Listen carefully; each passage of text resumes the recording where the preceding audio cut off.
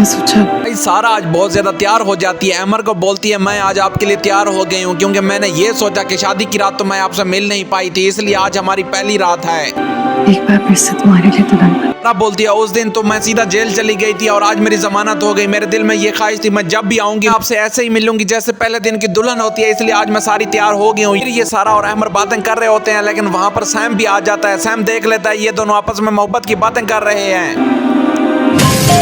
Sam देखता है ये तो वही सारा है जिसने मेरे भाई की जिंदगी तबाह कर दी थी, अब ये यहाँ पर क्यों खुश हो रही है जहाँ पर सारा और अमर आपस में मोहब्बत की बातें कर रहे होते हैं। हम दीवार फैलाकर उनके घर में घुसाता है और देखता है ये तो आपस में मोहब्बत कर रहे हैं। सैम जोर से पत्थर उठाता है और उनकी खिड़की का शीशा तोड़ देता है।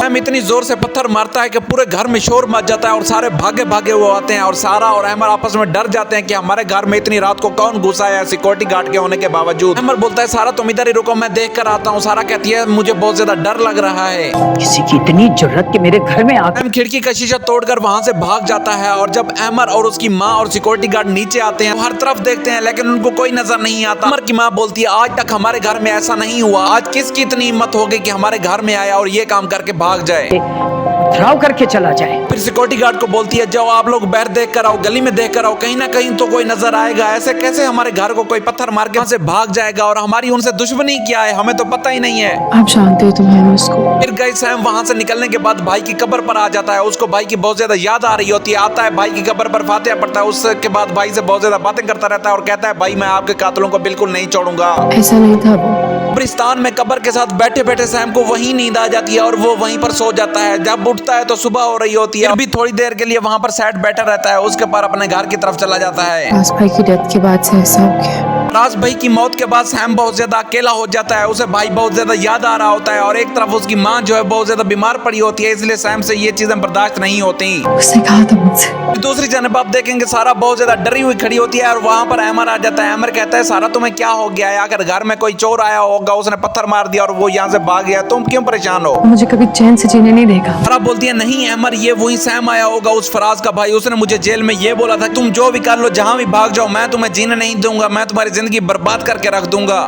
आपको तो पता है ना। फिर शाम को सैम अपने घर में वापस आ जाता है और आकर देखता है उसकी माँ अभी भी बेचारी बीमार पड़ी होती है और वहाँ पर मिशाल उसका ख्याल रख रही होती है।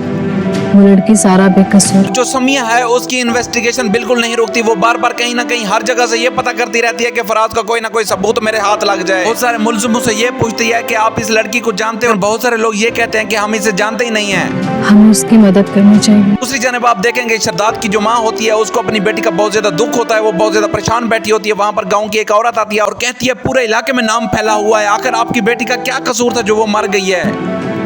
और इसको ये भी बोलती है अपनी बेटी के हक के लिए कुछ तो बोलो, अगर तुम लोगों ने मारा है मैं तो कुछ ना कुछ बातें सुन रही हूँ कि तुम लोगों ने खुद ही उसको मारा है। तो आगे से शरदाद की माँ बोलती है तुम्हें गलत फहमी हुई है, हम अपनी बेटी को भला क्यों मारेंगे, लोग गलत बातें कर रहे हैं। तो फिर किसने बोला मेरे लिए इतना परेशान होने? सैम का जो बिहेवियर होता है दिन ब दिन बिगड़ता जा रहा होता है। मिशाल उसे कहती है सैम आखिर हमें भी परेशानी है, हमसे तो सही तरीके से बात किया करो। सैम बोलता है तुम्हें कितनी बार बोला है मेरे सामने मत आया करो, मैंने तुम्हें पहले भी बोला है जब तक मैं अपने भाई का बदला नहीं लूंगा तब तक तुमसे कोई मोहब्बत और शादी नहीं करूंगा। सैम की इस डांट के बाद मिशाल बेचारी रोने वाली हो जाती है। जा घर जा अपने। मैं बोलता है यहाँ पर मैं हूँ अपनी माँ का ख्याल रख सकता हूँ, तुम्हें किसी ने नहीं बोला मेरे घर में आया करो, अपने घर में जाओ और वापस ना आना मेरे घर में।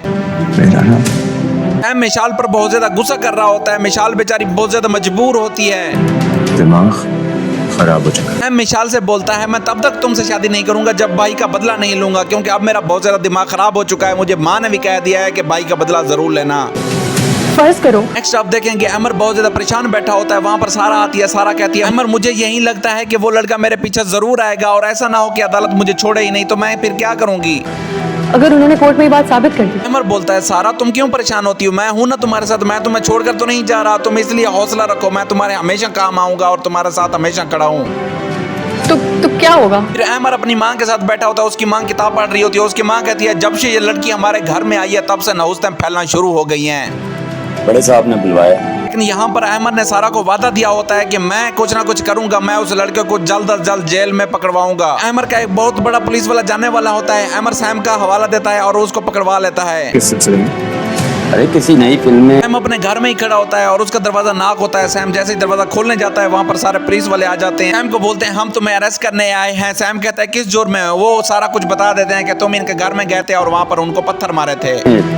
हीरो का रोल दिलवाएंगे। उसके बाद पुलिस वाला कहता है तुम्हें हमारे साथ में चलना होगा, बड़े साहब ने तुमसे इन्वेस्टिगेशन भी करनी है और हमारा ये शक है पिछली रात को तुम अमर और सारा के घर में गए थे और वहां पर उनका शीशा जाकर तोड़ा है।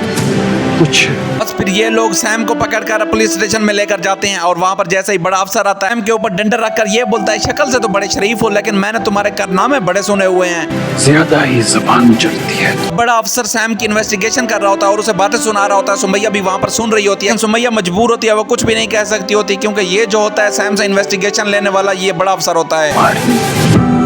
सैम को बोलता है बेटा सुधर जाओ नहीं तो तुम्हें मैं ऐसा अंदर डालूंगा और तुम्हारी ऐसी दरगोर करूंगा सारी जिंदगी तुम याद रखोगे और अपने भाई की तरह तुम भी मरने के लिए तैयार हो जाओ नहीं तो।